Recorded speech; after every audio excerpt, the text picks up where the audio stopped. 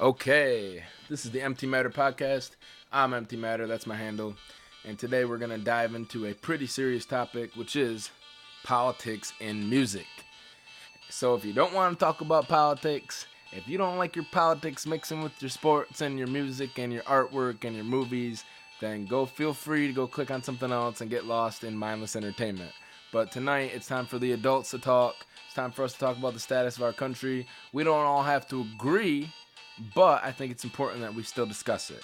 And so all of you that are saying, shutting people down whenever they talk about politics, that's not good. That's like the number one thing that I think is bad for democracy. You need to bring your ideas to the table, and we need to discuss them, and we need to debate them, and we need to insist on democracy rules. And it's the people that are saying, I don't think you should talk about that. Politics should not be on Facebook. You're shutting other people down. I think in many cases, many people have this belief now that they don't want to talk about politics because they're afraid to offend people, or they're afraid to piss other people off, or they know that other people frown upon it, so they don't want to do it. And, I don't think that's good. So stop being offended every time somebody brings up politics. And let me kind of take a step back, because I get the point of view that entertainment should be entertainment, and a lot of people feel this way. That I've seen people say, if I get on Facebook, I don't want to see politics. I want to, just sort of, I deal with enough shit in my day that I don't want to get on there and be reminded of the world's problems and be reminded of our oftentimes our imminent doom. I just want to escape. But the problem is, if you want to escape every single day, are you any better than an addict? Are you any better than a child, or any more mature than a child? If all you want to do is play and you never want to talk about the serious topics, I mean, come on. And these people, I think you're constantly on the run. You're not just mad about people on your Facebook. You want to turn on sports, you want to turn on football, and you don't want to hear any of this. You don't want to hear about, Black America. You don't want to hear about abortion or taxes or, this congressman said this and that, and net neutrality. You don't want to hear about any of this. You want to watch a football game. And I get it. I completely get it. Everybody works hard in this country, or not everybody, but most of the people saying this, they're somewhat educated people. Oftentimes they are educated people who have jobs, who are working 40, 60 hours a week, and they get home and, they want to hang out with their family. They want to try to get themselves to be in a good mood. But the thing is about democracy, it doesn't turn off. While you're turning off and you're zoning out, democracy's still going. And it's going in some direction, and some would say it's going in a bad direction, okay? And that's not to say that this is a bad country, because I think a lot of people get it twisted, and they assume anytime somebody speaks up that they're bad-mouthing the country, or they're bad-mouthing the flag, and that, they need to be shut down.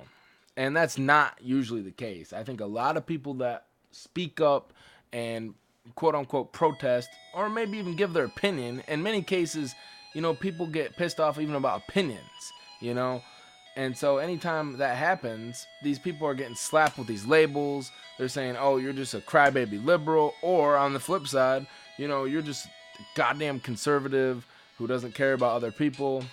And it's these labels that are really killing us, And here I am getting political. I said this is going to be about music. It's supposed to be about music.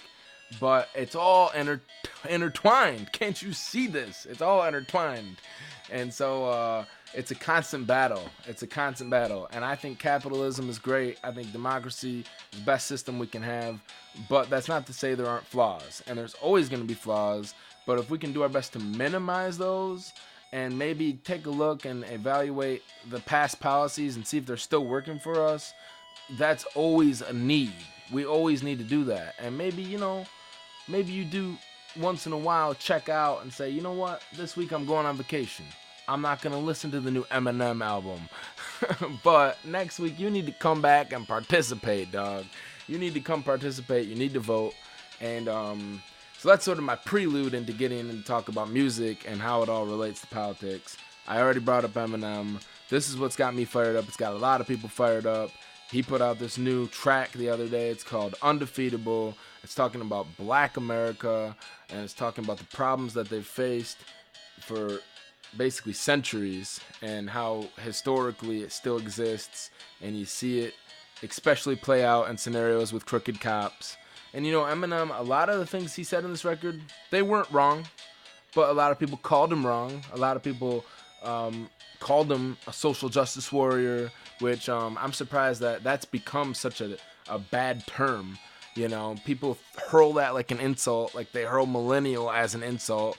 There's probably people commenting on this video right now saying, you need to shut the hell up, you damn millennial, you damn, you know, you need to focus on yourself before you talk about the rest of the world. You know, and I get that. I completely get it, because there is an extreme to social justiceism, and, you know, neo-Marxism and postmodernism are real, folks. They are real, and there is a limit to, you know, that whole oppressed versus the oppressor mentality. And there is a limit to, you know, they're also in some ways limiting free speech just by saying you can't talk about this, you can't call me that, you can't talk about this. But guess what, folks? That's a very, very small percentage of our society. Most people fall in the category of concerned citizen who care about a select few topics, and these topics are real, and they do need to change for the better. And in most cases, there is a clear right and wrong, and I think, you know, on this one, anybody talking crap about this new Eminem album, you're in the wrong. You're wrong. You're wrong. Maybe you're still upset about the big Trump diss that he did, and you're saying, why is Eminem getting political? Why is Eminem talking about this? And to that, I want to say, not only has Eminem been political all along, but rap has been political all along, and, you know, music in general, most good music in general is political, but especially rap. And so first we'll go back, we'll take a look at Eminem's career a little bit. Even before Eminem show and even before the Bush era, of course, he had a few disputes with Hillary Clinton and with Bill Clinton. And of course, there's a line in Role Model where he's talking about something about ripping Hillary Clinton's vocal cords out. and then right after ripping Vanilla Ice's dreads out.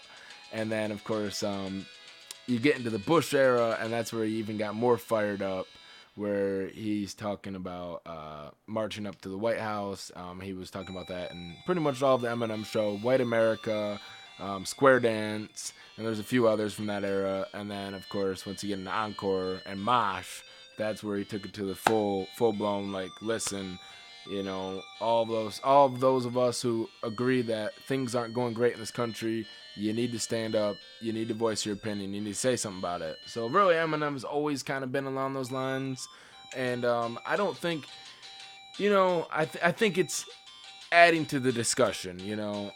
On one hand, it's like, here's the thing about political music, it may not always be as fun and catchy, but I think there's still entertainment value in it. I think you can still appreciate some certain things about the creative choices that artists make, and the flows, the intricacies in their lyrics, and I really got a lot of that out of Undefeated last night as well, other than the message that he was saying. But at the same time, you look back and you say, is any music not political? Because even if it's not directly political, it exists within a political landscape. And that's always been the case with any art, you know, even dating back to the Renaissance period. You cannot separate art from the place that it was born, or, you know, the person who made it, because that person is influenced by certain things going on in society, certain things going on all around them that, you know, it can't help but come out in their artwork, you know. And even, like I said, even if it's not direct. And I think about Michelangelo, because he was commissioned by the Pope to do the Sistine Chapel, to paint the walls of the Sistine Chapel. Now, of course, the Pope's paying him to do this. Back then, it's like the highest honor an artist can receive.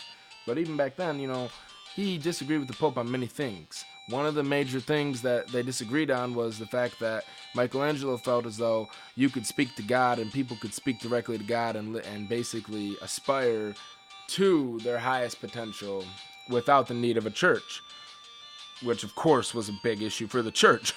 And Michelangelo hid some of those messages in the Sistine Chapel. Some of them weren't discovered until 500 years later. It's crazy. And he put painting little disses to the Pope in there. And it's so funny. And he also painted himself being kind of strangulated and strangled twice within these paintings. And it kind of goes back to that struggling artist. And I really think a lot of artists are kind of keen to pick up on these things, to pick up on these changes and sort of express it, even in ways that maybe people can't or shouldn't.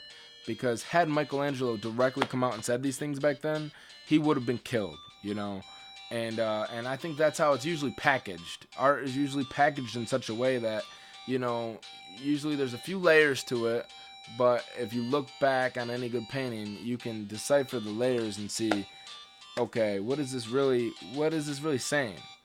And I think, sometimes people, maybe they think of things political when really it's kind of like just social, when we're talking about this is how people should act, this is how people should behave, and you can't argue all movies are about that. But then once it starts getting into talking about the way things should be, the way things should change, that's where people start to get upset. But maybe they don't realize that Star Wars is political. This whole allegory of the Republic and sort of the overbearing government that's controlling the whole universe and blowing planets up. You said that's not political? What about Harry Potter? It might seem like endless entertainment, mindless entertainment, but you dive in, you've got the Ministry of Magic, you've got the whole, who's that, Professor Umbridge, or the woman, she comes to the school and she wants to impose all these new laws and regulations. That's political. Guess what? Guys, that's political. And she's shutting down, she's not allowing them to have like all these fun activities anymore. That's political. And so I think it all comes down to, do you agree with the message or not? Because that's where I think a lot of people get pissed off, is that it's okay for it to be political as long as it agrees with me.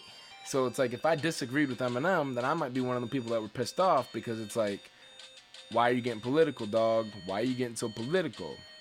And just like social justice warrior, even the word political has turned into like a bad word, or some people use it as an insult. It's weird. But all it means is that, things that we should mutually care about as a society. That's how I kind of define it. Ways that we have to compromise as a society, not even including politicians, but obviously that's where the word is derived from, So I don't think Eminem's always been this directly political. This is the first time he's been so direct with it, but going back, let's go back to the history of rap. You had one of the first real big political tracks was The Jungle, and it was the one, broken glass everywhere, people just don't care. And you had, then of course, getting into late 80s, early 90s, you had, you did have a lot of fun hip hop and sort of that, just sort of like MC hip-hop culture back then. But then you had, with N.W.A. and with Public Enemy, you had a big onslaught of this new, like, aggressive political music, kind of in the same vein as punk, of saying, this is what we're feeling, this is what's going on in our culture, and we're gonna get loud about it, and we're gonna tell people about it, and we're gonna hopefully get it on people's minds, And so you had Fuck the Police come out. You had, Public Enemy, it'll take a nation of millions to hold us back. And then you go into Nas and Jay-Z. Jay-Z was doing it at 99 Problems. Nas was doing it, starting to get into it, especially It Was Written, but even Illmatic.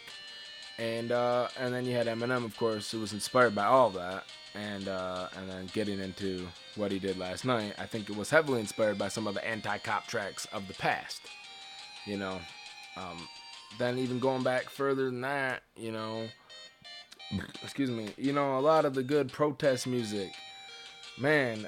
I think Bob Dylan, excuse me, even the Beatles. I think a lot of their tracks, maybe not quite so like, yo, negative, this needs to change, but kind of a lot of this is the thing, we need love, we need peace, we need this and that. That is political. I think I've said it enough. The thing is, you can't escape it. You need to be part of the discussion.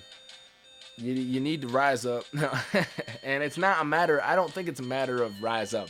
That was a joke. I don't think, because I think some people do get extreme with it, and they try to say, maybe make some statements that aren't backed up by facts, or aren't supported by logic.